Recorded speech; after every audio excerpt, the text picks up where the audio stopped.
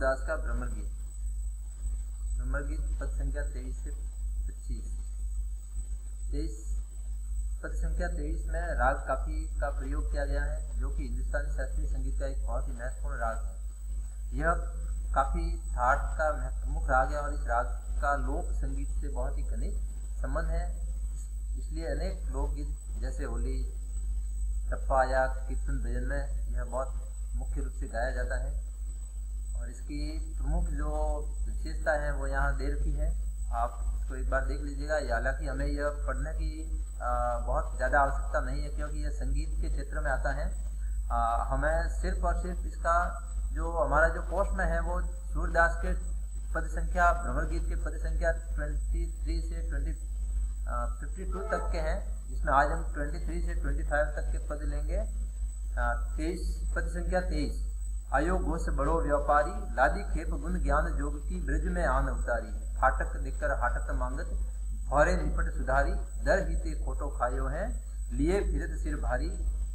इनके कहे कौन डहकावे, ऐसी कौन अजानी। अपनो दूध चांदी को पीवे, खार कूप को पानी। उदो जाहो सबार यहाँ ते, बेगी गहरू जानी लावो। मुंह मांगियो पहो सूरज प्रभु साहुई, आनी दिखावो।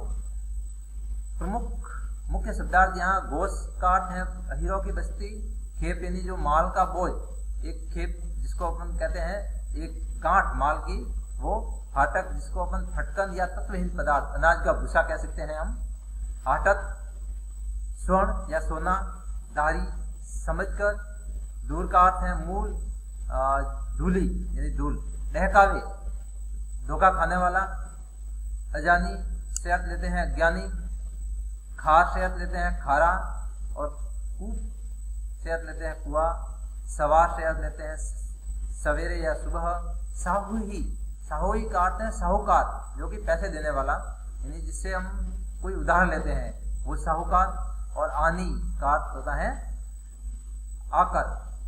यहाँ पर निर्गुण ब्रह्म की उपासना की शिक्षा देने आया जब उद्धव, जब श्री कृष्ण मथुरा गए, उसके बाद में वो वापस ब्रज लौट कर नहीं आए, तो वहां से उन्होंने उनके मित्र उद्धव जी को गोपियों को समझाने के लिए भेजा।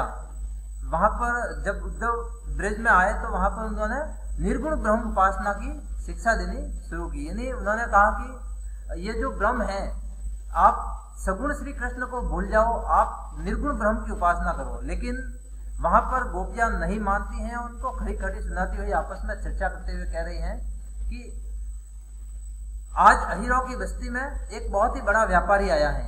आयो वो से बड़ो व्यापारी, लादी खेप गुण ज्ञान जोग की ब्रिज में आन उतारी। यानी कि यहाँ पर हमारे अहिरो की बस्ती में एक बहुत ही बड़ा व्यापारी आया हुआ है। उसने ज्ञान और योग के गुणों से युक्त अपनी गठरी को यहाँ पर ब्रिज में लाके उतार दिया है। उसने हमें तो बिल्कुल भोला और अज्ञानी समझ रखा है, क्योंकि वह हाटक देकर हाटत मांगत, भौरे निपट सुधारी। दर हिते खोटो खायो है, लिए फिरत सिर भारी। यानी वो कह रहे हैं कि यह फाटक देकर हाटक चाहता है, यह भूसा देकर हमसे सोना चाहता है। जो निर्गुण ब्रह्म रूपी भूसा है वो हमें पकड़ाना चाहता है, और जो सगुण श्री कृष्ण रूपी स्वर्ण है, सगुण श्री कृष्ण रूपी सोना है, वो यह लेना चाहता है। अर्थात फटकन के समान जो तत्वहीन पदार्थ भूसा, यानी भूसा है, वह देकर उसके बदले में सोना चाहता है। श्री कृष्ण सोने के समान बहुमूल्य कृष्ण को ये मांग रहा है। ऐसा लगता है इसने आरंभ से ही लोगों को ठगा है, तभी तो इस भारी बोझ को सिर पर लिए घूम रहा है। इस व्यापारी का जो सामान है वो बिल्कुल ही व्यर्थ है, और इसी कारण कहीं पर बिक नहीं रहा है, इसे हानि उठानी पड़ रही है। इसका सामान कोई नहीं खरीद रहा, इसलिए इसे अपने इस बोझ, भारी बोझ को लाद कर इधर उधर भटकना पड़ रहा है। यही गोपियां आपस में बात करती हुई कह रही हैं कि हाटक देकर हाटक मांगत, भौरे निपट सुधारी। दुरहिते खोटो खायो है, लिए फिरत सिर भारी। इनके कहे कौन डहकावे, ऐसी कौन जानी। अपनो दूध चांदी को पीवे, खार कूप को पानी। यानी ये कह रहे हैं कि हमें यहाँ पर ऐसी कौन ना समझ है, हमारे इस ग्रुप में, हम गोपियों में ऐसी कौन ना समझ और अज्ञानी है जो इसका माल खरीद कर धोखा खा जाएगी। आज तक हमने ऐसा महामूर्ख कहीं नहीं देखा जो अपना जो मीठा दूध है वो छोड़कर हरे कुएं का जल पिएगा। और गोपियां अंत में कहती हैं कि उदो जाहू सवार यहाँ ते बेगी गहरू जानी लावो, मुंह मांगियो पहो सूरज प्रभु शाही यानी दिखावो। कि हे उद्धव, तुम शीघ्र ही यहाँ से चले जाओ, बिना देर के तुम यहाँ से मथुरा चले जाओ। जो तुम्हारा महाजन है, यानी वो महाजन यहाँ पर कृष्ण से लिया गया है, साहूकार से लिया गया है, साहूकार का कृष्ण से लिया गया है। जाओ, जो तुम्हारा साहूकार है, तुम्हारा महाजन है, जो तुम्हारा बड़ा सेठ है, यदि तुम उस हमसे लाकर उसको मिला दोगे, हमारा दर्शन करा दोगे, तो तुम्हें मुंह मांगा पुरस्कार प्राप्त होगा। अर्थात जो भी तुम्हें मांगोगे हम तुम्हें देंगे। इस गीत की प्रमुख विशेषताएं हैं। इस पद में गोपियों ने उद्धव को एक व्यापारी बनाया है। इस दूसरी है जो योग और ज्ञान रूपी जो तुच्छ वस्तु है, उसके लिए उसने कृष्ण रूपी प्रेम को स्वर्ण मुद्रा से ठगना, इस प्रकार से उन्होंने बताया है। कृष्ण के प्रेम को दूध के समान और ज्ञान योग को खारे पानी के समान बताया है। यहाँ की भाषा लाक्षणिक और व्यंजना शब्द शक्ति से युक्त है। संपूर्ण पद में अन्यंत तिरस्कृत वाच्य ध्वनि है। उद्धव के ज्ञान वस्तु को निस्सार घोषित किया गया है, उसका तिरस्कार किया गया है। यानी यहाँ पर निर्गुण ब्रह्म पर सगुण की विजय को बताया गया है। फाटक और हाटक में अत्यंत सुंदर शब्द शैली है। खोटा खाना जैसे मुहावरों का प्रयोग किया गया है। प्रसाद और माधुर्य गुण से संपन्न शैली है। इसका प्रयोग सूरदास जी ने यहाँ पर किया है। संपूर्ण पद में रूपक और अन्योक्ति मिश्रित अलंकार है और अन्योक्ति मिश्रित रूप है। हार को पानी में दृष्टांत अलंकार का प्रयोग किया गया है। ज्ञान गुण ज्ञान खोटो खायो और मुंह मांगी में अनुप्रास अलंकार का प्रयोग किया गया है। पद नंबर 24, जोग ठगोरी ब्रज न बिकहे, यह व्योपार तिहारो उधो, ऐसो ही फिरे जेहे, जापे ले आए हो मधुकर ताहे, पूर्ण समय है, दाख छांडी के कटुक निबोरी को अपने मुख खेहे, मूरी के पातन के केना मुक्ता हल देहे, सूरदास वो गुण ही छांडी के को निर्गुण निबेहे। ठगोरी यानी जो ठग कह सकते हैं कि ठगाई से भरा हुआ सौदा। फिरी जेहे यानी लौटा दिया जाएगा, वापस दे दिया जाएगा। जापे अर्थात जिसके पास कटु कड़वा पदार्थ, निबोरी नीम का फल, खेहे खाएगा, कहना सौदे में या बदले में, मुक्ताहल मोती, निकहे निभाएगा या साधन करेगा। गोपिया उद्धव के ज्ञान योग को निस्सार बताकर उन पर गंभीर व्यंग करती हुई कह रही है कि हे उद्धव, तुम्हारा ये ज्ञान योग रूपी जो दूरता का मार्ग है, जोग ठगोरी ब्रज न बिके, यहाँ पर ब्रज में बिकने वाला नहीं है। यह सौदा यहाँ से किसी प्रकार वापस लौटा दिया जाता है और यहाँ से कोई नहीं खरीदेगा। यह व्यापार तिहारो दो ऐसो ही फिरे जेहे, जापे ले आए हो मधुकर ताहे पूर्ण समय है, जहां से यह लेकर आए हो वहां पर वापस चले जाओ, यह सौदा यहाँ से लौटा दिया जाएगा। हे मधुकर, तुम सामान जिसके लिए इतने दूर तक लाए हो उसे यह पसंद नहीं आएगा, उनके हृदय में नहीं समा पाएगा। यानी हमें यह निर्गुण ब्रह्म रूपी जो आप ज्ञान दे रहे हो वो हमें मंजूर नहीं है। दाख छांडी के कटुक निबोरी को अपने मुख खेहे, मुरी के पातन के कहना को मुक्ता हल देहे, सूरदास प्रभु गुण ही छांडी के को निर्गुण निबेहे। ऐसा कौन मूर्ख होगा जो अपने अंगूर के दानों को छोड़कर, द्राक्ष नहीं अंगूर के जो फल हैं उसको छोड़कर, ऐसा कौन मूर्ख होगा जो अंगूर के दानों को छोड़कर, अंगूर के फल को छोड़कर नीम के कड़वे फल को खाएगा, निबोरी को खाएगा, और मूली के पत्तों के बदले में तुम्हें मोतियों के दाने कौन देगा। दाख चांडी के कटुक निबोरी को अपने मुख के, मूली के पातन के कहना मुक्ता हर दे, मूली के पत्तों के बदले में तुम्हें मोतियों के दाने कोई नहीं देगा। अर्थात तुम्हारे जो निर्गुण ब्रह्म है उसके बदले में हम सगुण ब्रह्म नहीं दे सकते। तुम्हारा ये ज्ञान योग है, तुम्हारे पास रखो, हमें यह मंजूर नहीं है। गोपियां यहाँ यह कहना चाहती हैं कि तुम्हारा ये ब्रह्म निर्गुण है और वह नीम के समान कड़वा और मूली के पत्ते के समान फीका है, तुच्छ है, त्याज्य है। हमारे जो कृष्ण है वो अंगूर के समान मधुर और मोतियों के समान बहुमूल्य है, इसलिए हम ऐसे मूर्ख नहीं है। श्री कृष्ण को छोड़कर तुम्हारे इस निर्गुण ब्रह्म की उपासना हम करेंगी। अर्थात ऐसा मूर्ख कौन ऐसा मूर्ख है जो गुणों के भंडार रूपी सगुण कृष्ण को छोड़कर तुम्हारे गुणहीन निर्गुण ब्रह्म के साथ निर्वाह करेगा या उसकी साधना करेगा।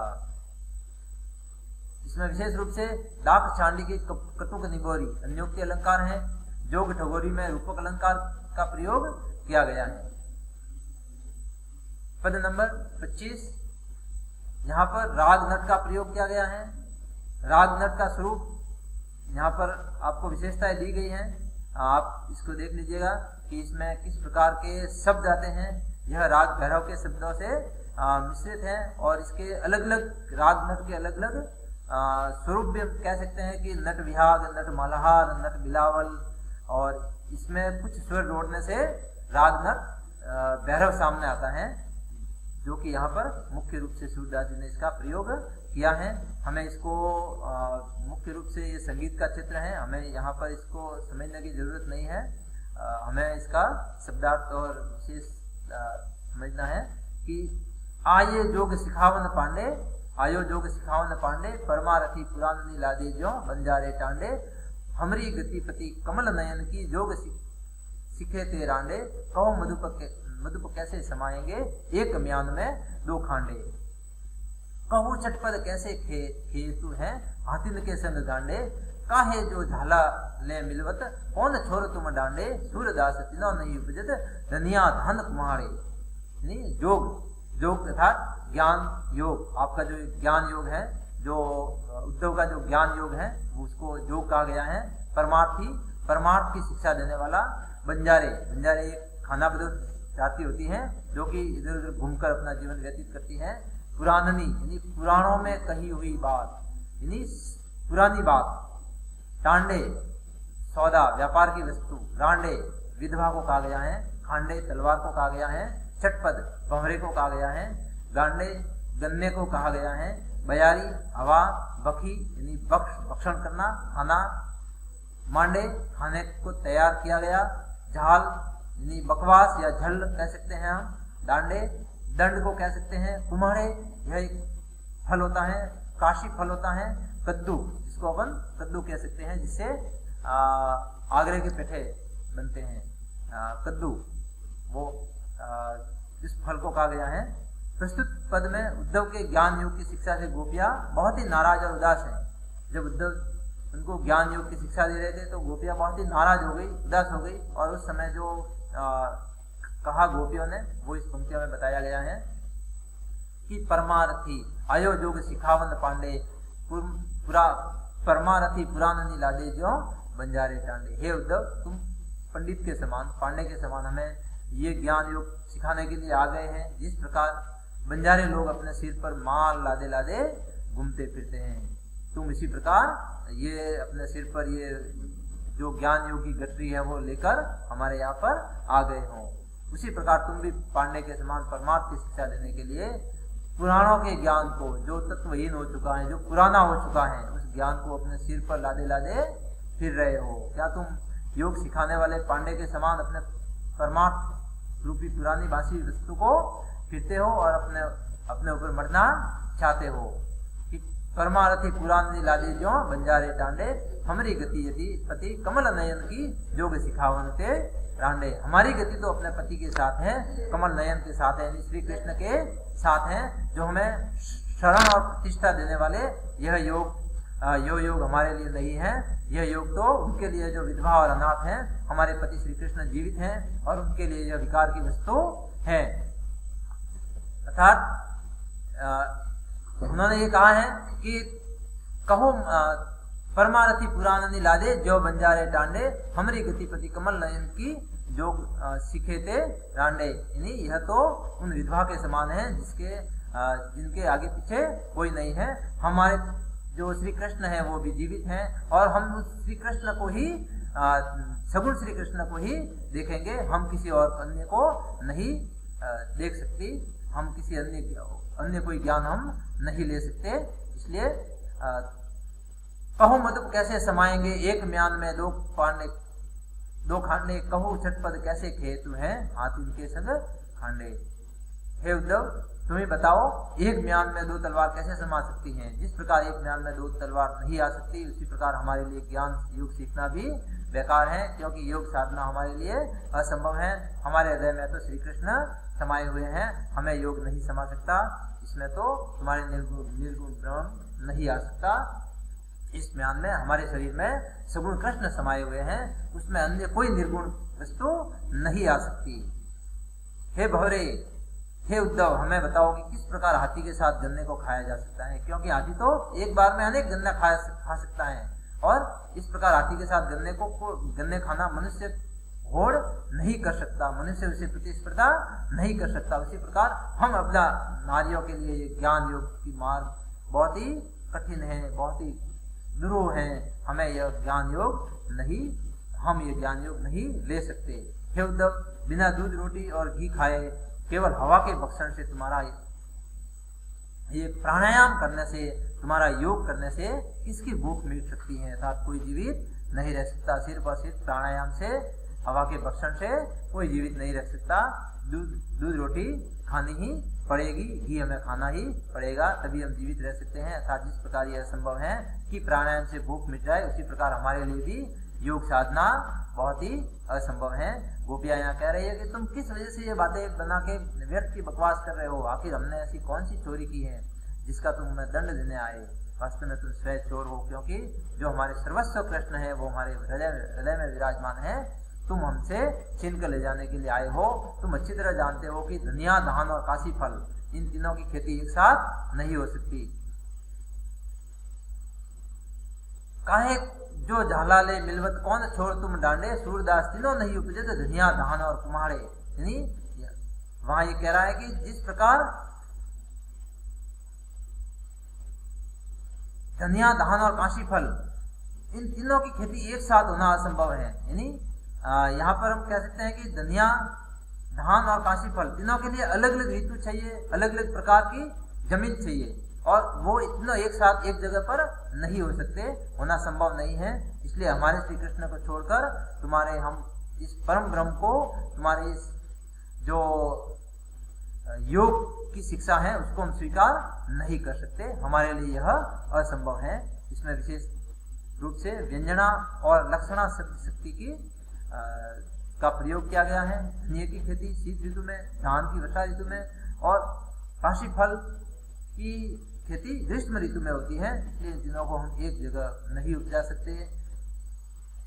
तीनों नहीं उपजता से कुछ विद्वान यहाँ पर भक्ति, योग और ज्ञान का भी अर्थ लेते हैं, लेकिन यह उचित नहीं है, क्योंकि यहाँ तीनों का समन्वय कबीर जैसे जो ज्ञान मार्गी कवि हैं, वहां उसने भक्ति, योग और ज्ञान का एक साथ उन्होंने समन्वय किया है, इसलिए हमें यह उचित प्रतीत नहीं होता। एक म्यान में 2 खांडे में जो लोकोक्ति का प्रयोग सूरदास जी ने किया है, परमार्थी पुरातनी लावे ज्यों बंजारे टांडे में उपमा अलंकार का प्रयोग किया गया है। Thank you.